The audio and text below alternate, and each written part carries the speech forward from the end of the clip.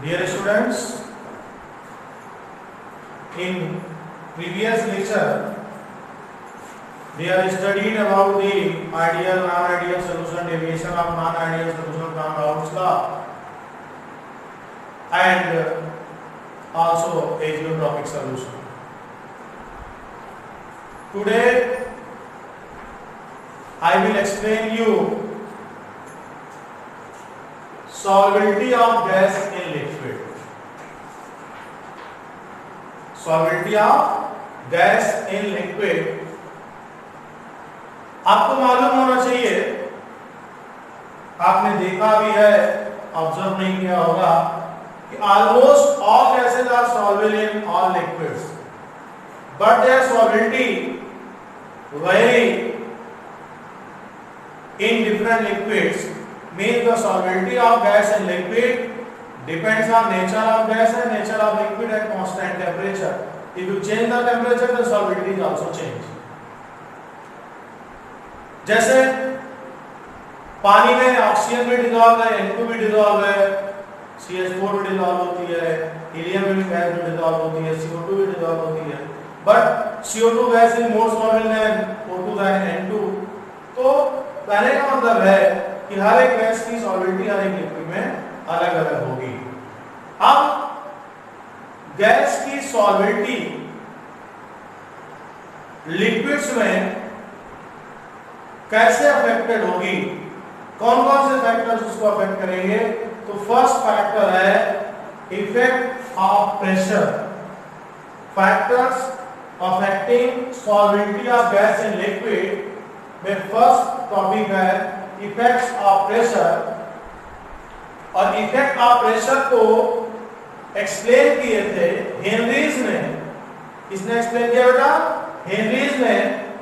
Henrys ने quantitative relation दिया between pressure and solubility of gas in liquid. Between pressure and solubility of gas. Henrys ने जो दिया law, जिसको हम लोग हेनरीज लॉ बोलते हैं, that explain the effect of pressure on the solubility of gas in liquid. तो Henrys ने ऑब्जर्व किया, उन्होंने कहा कि अगर हम किसी गैस के प्रेशर को इंक्रीज करेंगे, increasing the pressure, the solubility of gas in liquid increases. जैसे आप देखिए, आप लोग सब लोग कोल्ड ड्रिंक पीते हैं, सॉफ्ट ड्रिंक्स में CO2 गैस डिसॉल्व होती है high pressure and low temperature.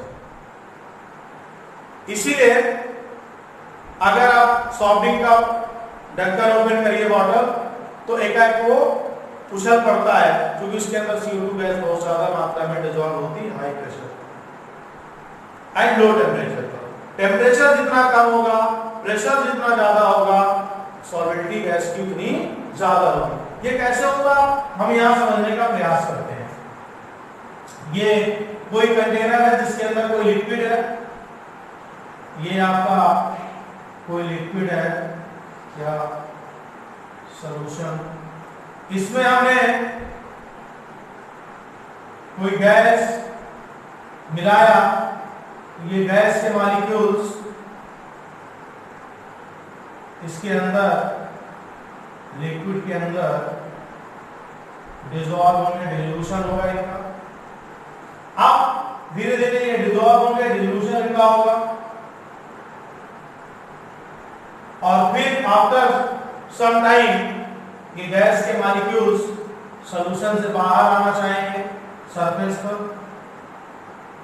तो फाइनली इक्विलिब्रियम स्टेबलाइज हो जाएगा between this solution and the gas, माने dissolution of gas in liquid and evaporation of the gas molecule over the surface of the liquid, जिसके कारण gas यहां से pressure exert करेगा, जिसको आप क्या बोलोगे? Partial pressure of the gas. क्या बोलेंगे हम लोग?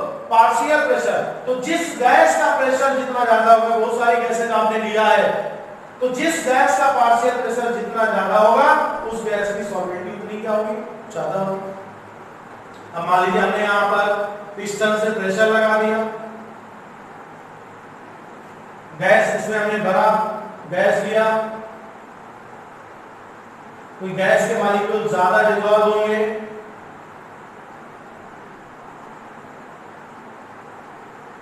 जब गैस के मॉलिक्यूल ज्यादा डिसॉल्व होंगे तो धीरे धीरे फिर डिसोल्यूशन के बाद ये गैस के मॉलिक्यूल सरफेस पर आएंगे। कहने का मतलब सरफेस पर गैस के मॉलिक्यूल की एलिवेबिलिटी क्या होगी, ज्यादा होगी।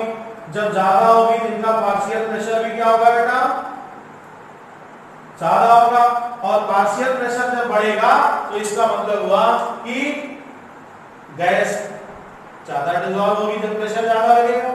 और किस गैस का पार्शियल प्रेशर ज्यादा होगा, जिसकी क्वांटिटी ज्यादा होगी। कहने का मतलब हम जिस गैस को ज्यादा डिसॉल्व करेंगे उस गैस की सॉल्वेंटी ज्यादा होगी। क्यों? क्योंकि उसका पार्शियल प्रेशर भी क्या होगा, ज्यादा होगा। इसी ऑब्जर्वेशन के बिहाफ पर हेनरी ने जो लॉ दिया, फिर याद रखिएगा कि गैस की जो सॉल्वेंटी है वो गैस के पार्शियल प्रेशर पर डिपेंड करेगी, सारी गैसों के प्रेशर पर नहीं।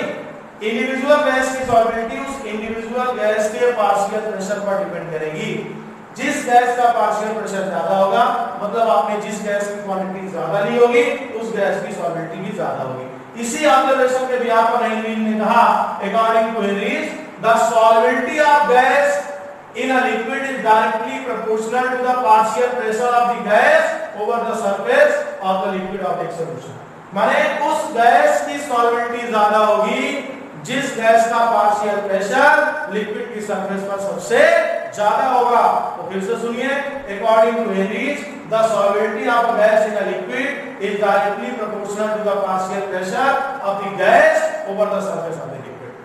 हेनरी के समकालीन थे डाल्टन, जिनका नाम आप अक्सर सुनते होंगे, उन्होंने पार्शियल प्रेशर ला दिया था।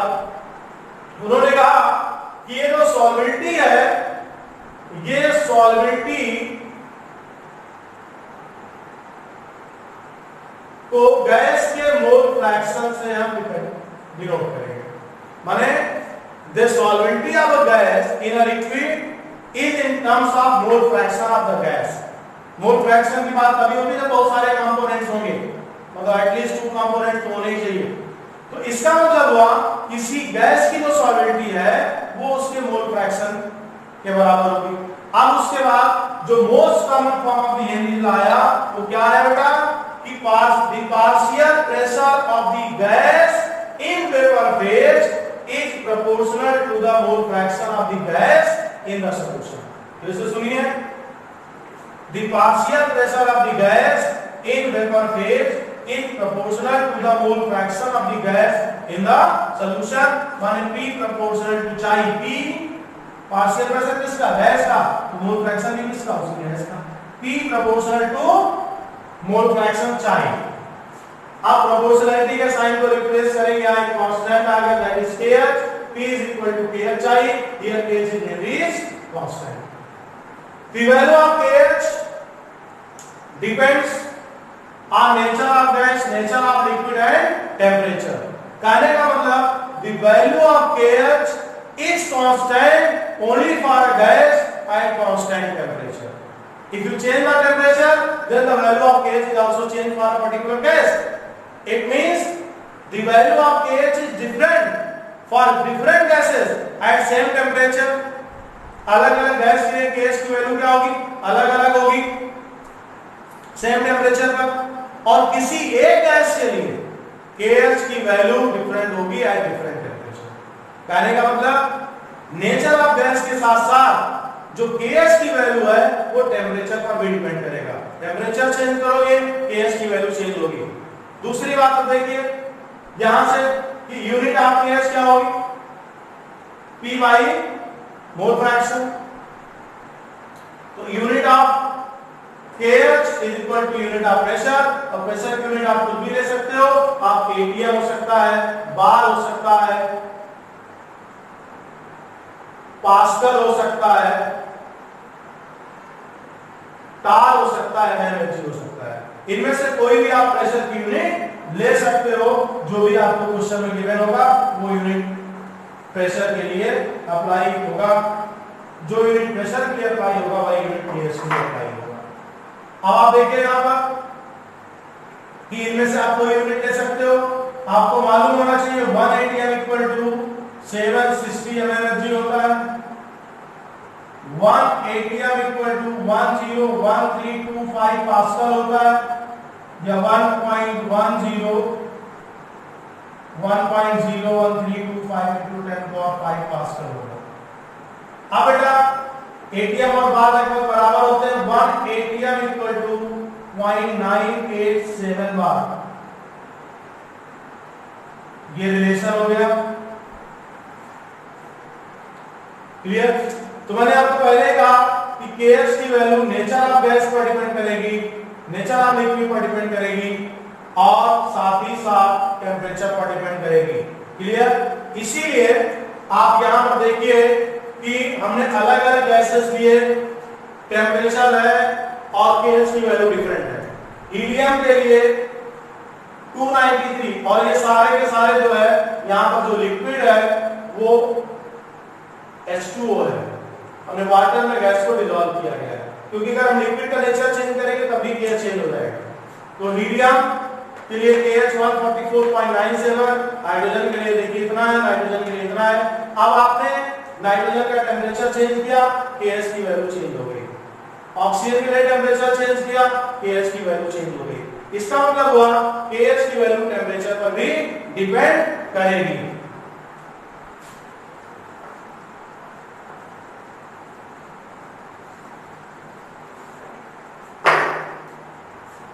Value of KH depends on temperature. KH is reciprocal to temperature. Temperature बढ़ेगा, sorry, KH is directly proportional to temperature. Temperature बढ़ेगा, KH की वैल्यू बढ़ेगी। On increasing the temperature the value of KH increases. आप देखिए N2 का 293 पर KH था 76.48, N2 का 303 पर KH की वैल्यू बड़ी हो गई। O2 के लिए 293 पर इतना था। आप देखिए जैसे टेम्परेचर चेंज किया वैल्यू ऑफ KH क्या हो गई बेटा, चेंज हो गई। इसका मतलब the value of KH depends on temperature, on increasing the temperature the value of KH increases. अब KH का सिग्निफिकेंस क्या है? KH indicates solubility of gas in liquid। तो solubility of gas in liquid is reciprocal to KH। KH की value बड़ी होगी तो सॉल्बिलिटी क्या होगी बेटा, ज्यादा होगी, सॉरी कम होगी, और KH की वैल्यू कम होगी तो सॉल्बिलिटी क्या होगी, ज्यादा होगी। आप देखिए इन सारी गैसों में CO2 के लिए KH की वैल्यू सबसे छोटी है 1.67। इसीलिए CO2 गैस वाटर में इन सारी गैसों में सबसे ज्यादा सॉल्वेबल होगा। तो lower the value of KH, higher is the solvability of gas in the liquid. KH की वैल्यू जितनी छोटी होगी गैस की लिक्विड में सॉल्वेबिलिटी उतनी ज्यादा होगी, और KH की वैल्यू कब छोटी होगी, जब टेम्परेचर क्या होगा बेटा, जब टेम्परेचर क्या होगा, कम होगा, क्योंकि KH is directly proportional to temperature. तो बेटा आपने देखा कि जो KH है वो टेम्परेचर के साथ चेंज होगा, टेम्परेचर बढ़ेगा KH बढ़ेगा, टेम्परेचर घटेगा KH घटेगा। KH की वैल्यू बड़ी होगी तो सॉल्वेबिलिटी कम होगी, KH की वैल्यू छोटी होगी तो सॉल्वेबिलिटी ज्यादा होगी। इसका मतलब सॉल्वेबिलिटी कहीं ना कहीं टेम्परेचर पर भी डिपेंड करेगी। तो एक बात यहाँ पर आपको क्लियर हो गई कि जो KH है वो टेम्परेचर के साथ चेंज हो रहा है, और KH क्या बता रहा है, सॉल्वेबिलिटी ऑफ गैस इन लिक्विड। वैसे भी आप अगर फार्मूले से देखिए तो अभी आपने फार्मूला क्या पढ़ा, अभी आपने फार्मूला पढ़ा P इक्वल टू KHI, माने mole fraction, this is the solvability. इसका मतलब हुआ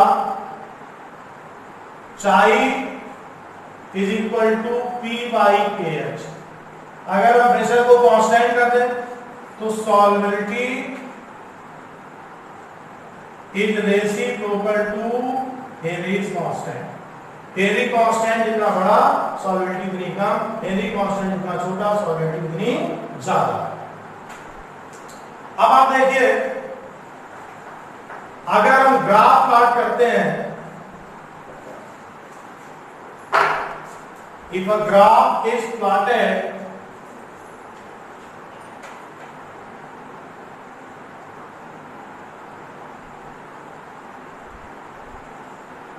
between mole fraction and partial pressure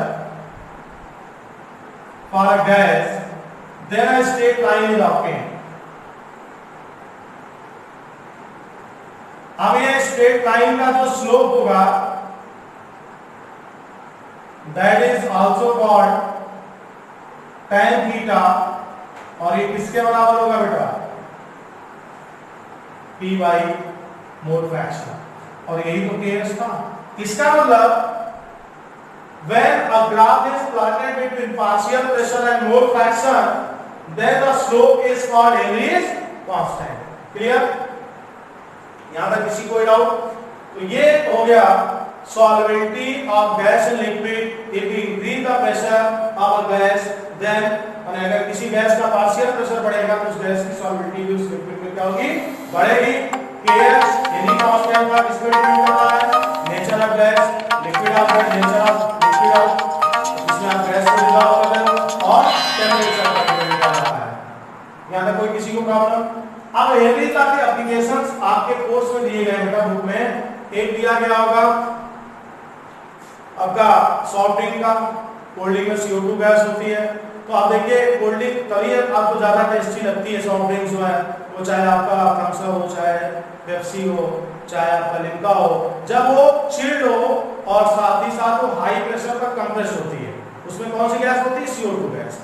तो आपका टेस्ट तभी बढ़ता है जब गैस चिल्ड हो, क्योंकि गैस जितना ज्यादा चिल्ड होगी उसमें CO2 की मात्रा उतनी ज्यादा होगी, और वो हाई प्रेशर पर उसमें CO2 गैस कंप्रेस होती है।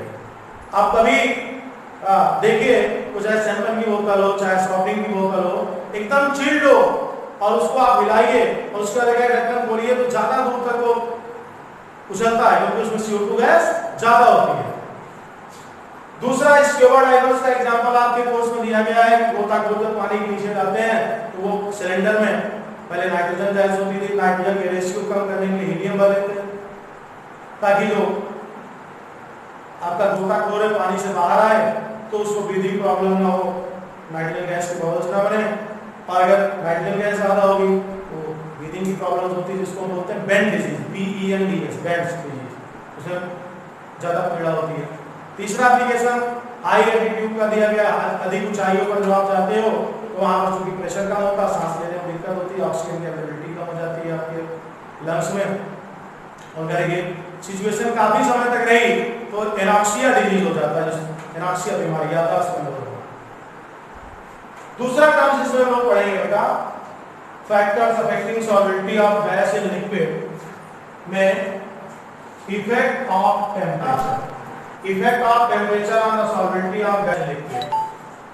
आपको मालूम है कि जनरली सॉल्युबिलिटी तो चाहे सॉलिड की हो, चाहे लिक्विड की हो, चाहे गैस की हो, माने dissolution of solid liquid or gas in a liquid is an exothermic process. तो dissolution of gas in liquid is a exothermic process। तो आपने फर्स्ट ईयर में पढ़ा लीच-अटेरियस प्रिंसिपल। तो अगर process exothermic है and you want to move in the forward direction, then temperature must be low।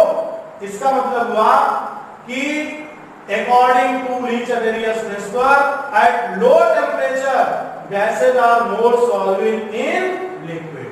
मतलब solubility of gas in liquid is reciprocal to temperature। Temperature ज्यादा solubility कम, temperature कम solubility ज्यादा। सीधा सा मतलब है कि on increasing the temperature the solubility of gas in liquid decreases। अगर आप टेम्परेचर बढ़ाओगे गैस की solubility घटेगी, टेम्परेचर कम करोगे solubility ज्यादा, टेम्परेचर ज्यादा solubility कम हो जाएगी। इसीलिए बेटा आप कभी नोटिस करिए, आप बहुत ज्यादा गर्म पानी पियो, पानी को गर्म कर दो, या आप देखिए धूप में पानी छत पे रखा हो गर्मी में, या पानी आप बॉयल करते हो उसमें बबल्स बनने शुरू हो जाते हैं। बबल्स किसके होते हैं? ऑक्सीजन गैस स्केप करना शुरू कर देती है जो उसके अंदर डिजॉल्व ऑक्सीजन है। इसीलिए आप जब कोल्ड वाटर पीते हो, माने चिल्ड वाटर की बात नहीं, नॉर्मली गर्मी में थोड़ा नॉर्मल ठंडा पानी तो आपकी प्यास जल्दी बुझती है, पानी गर्म होता है आपकी प्यास नहीं बुझती है।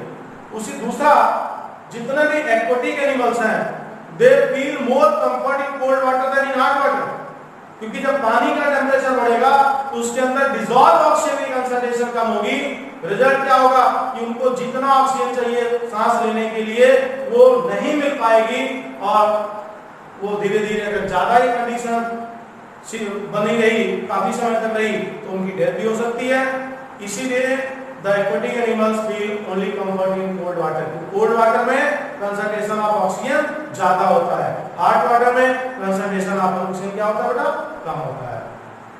तो ये है इफेक्ट ऑफ टेम्परेचर। एक बार यहाँ पर और बता दें ओवरऑल निम्नलिखित में, ये तो इफेक्ट ऑफ टेम्परेचर आपने पढ़ लिया कि टेम्परेचर बढ़ाओगे सॉलिडिटी ऑफ गैस से लिक्विड घटेगी, टेम्परेचर घटाओगे तो बढ़ जाएगी। इसीलिए चिल्ड कोल्ड ड्रिंक में CO2 गैस की मात्रा ज्यादा होती है और आपको पीने में ज्यादा मजा आता है।